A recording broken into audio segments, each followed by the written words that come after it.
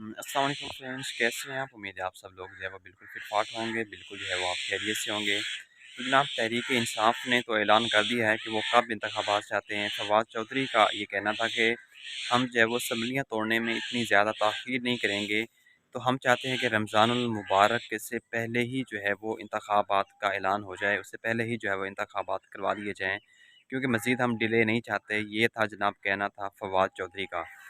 अब इसके ऊपर हुकूमत का क्या मौक़िफ़ है? हुकूमत तो फ़िलहाल अभी तक जो है वो असम्बलियाँ तोड़ने पे आमादा नहीं है। वो अपने फ़ैसले के ऊपर डटे हुए हैं। उन्होंने यही कहा है कि हम असम्बलियाँ नहीं तोड़ेंगे। हम जो है वो जितनी भी हमारे दिन रहते हैं, मुद्दत हमारी रहती है, उसको हम मुकम्मल करेंगे।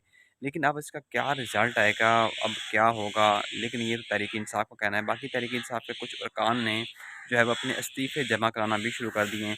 इसके अलावा ज़ुल्फ़ी बुख़ारी का ये कहना था कि इमरान ख़ान जो है वो ऑलरेडी वाज़ेह कर चुके हैं कि हमारी अमेरिका के साथ जो है वो कोई मुखालफत नहीं है, ना ही हमारी अमेरिका की हुकूमत के खिलाफ कोई मुखालफत है।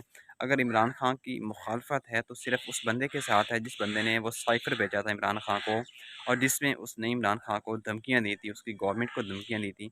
अब ये बंदा कौन है? अब ये साइफ़र जिस बंदे ने भेजा वो बंदा कौन है? इसका नाम अभी तक जो है वो हाइलाइट नहीं हुआ और उसका नाम शो क्यों नहीं हो रहा? कब हाइलाइट होगा? ये अभी तक जो है वो कन्फ़र्म नहीं हो रहा।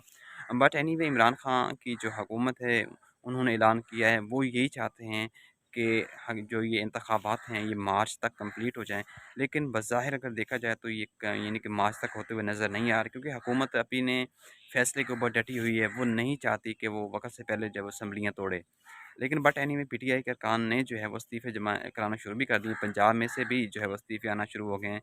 इसके अलावा केपीके से भी। डेफ़िनेटली अगर इमरान ख़ान की जो पीटीआई जमात अगर ये अभी से जो है वो असम्बलियाँ तोड़ देती है तो फिर डेफ़िनेटली ये ख़तरा है कि वो गवर्नर राज लग सकता है। फिर गवर्नर राज लगने से भी पीटीआई को भी कुछ नुकसान हो सकता है। बट एनीवे जो भी सिचुएशन होगी आपके साथ जो है वो ज़रूर लेटेस्ट अपडेट जो है वो आपके साथ गपशप करते हैं।